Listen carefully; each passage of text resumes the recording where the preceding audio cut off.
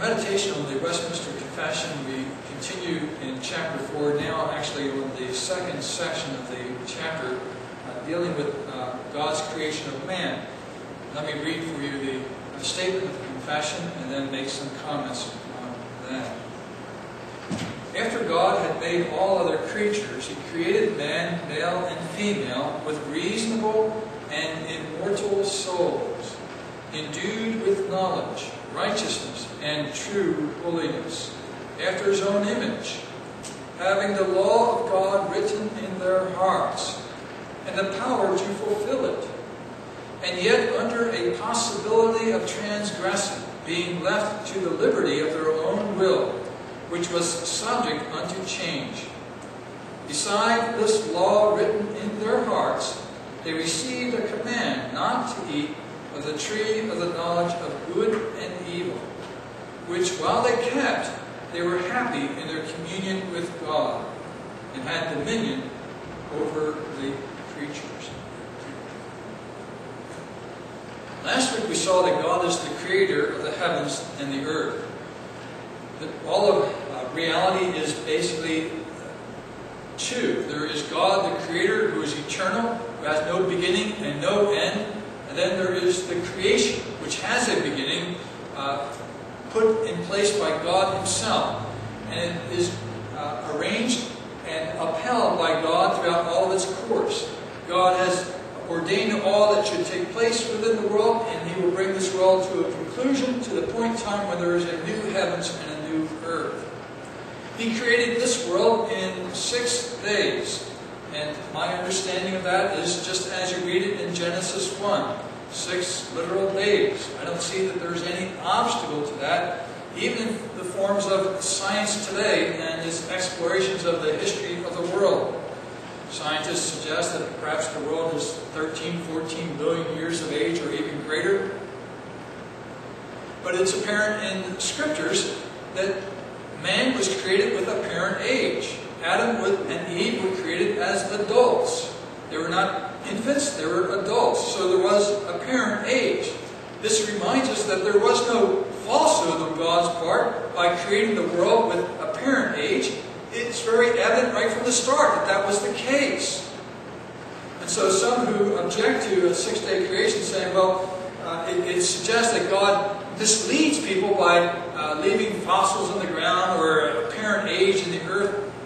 That's simply not the case. It's very evident right from the start that God intended there to be apparent age in the creation. Now, this section of the confession focuses more on His creation of Adam and Eve. There in the Garden of Eden, God made all the other creatures, but He created man as male and female.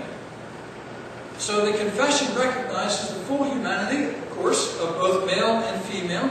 They are made in the image of God. They are mutually complementary. God originally made Adam and Eve for each other in that garden. Eve was made as a helper for Adam in his cultural activity in subduing the earth. This is the natural way in which God has created us to relate to one another.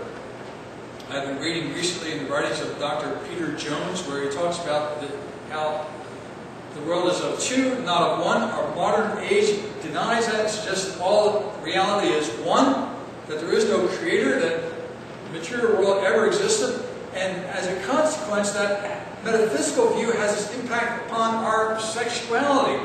And that's why you have this rampant emphasis on homosexuality or transgenderism and these kinds of things, where the distinctions between the sexes are lost, and everybody is equal and the same.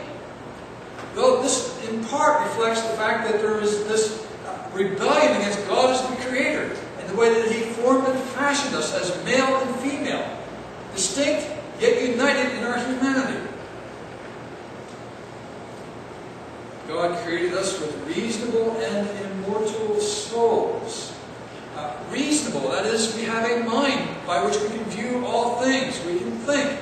But then further, immortal, the soul living beyond the death of this body. Not immortal in the sense that we have a kind of reincarnation episode where we pass through one life after the other, and at some point become a butterfly, and then a bee, and then who knows, maybe Muhammad Ali.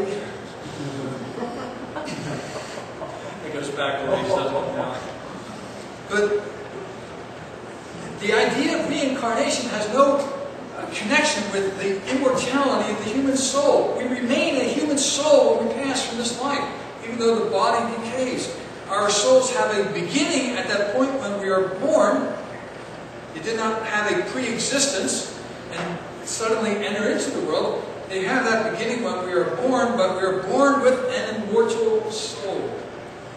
That soul, we are endowed with knowledge, righteousness, and true holiness. Three different aspects that roughly correspond with our prophetic calling, our kingly calling, and our priestly calling before God. We are prophets, priests, and kings in God's world.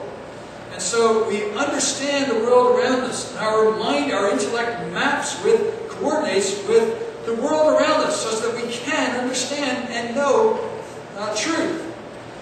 Righteousness, that subjection of our hearts and lives to God's will, fulfilling His law throughout the course of life.